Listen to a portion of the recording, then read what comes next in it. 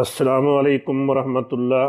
ان الحمد للہ والصلاۃ والسلام علی رسول اللہ۔ مشرکین مکہ مرنے کے بعد دوبارہ اٹھنے کا انکار کرتے ہیں، قیامت کو تو مانتے ہی نہیں ہیں۔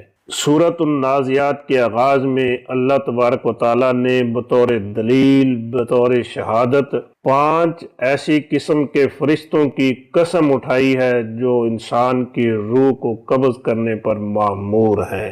چلیے پہلی 2 آیات کا ترجمہ دیکھتے ہیں۔ اعوذ باللہ من الشیطان الرجیم، بسم اللہ الرحمن الرحیم۔ والنازعات غرقا، قسم ہے ڈوب کر سختی سے نکالنے والوں کی۔ والناشطات نشطا، اور بالکل آہستہ سے کھولنے والوں کی۔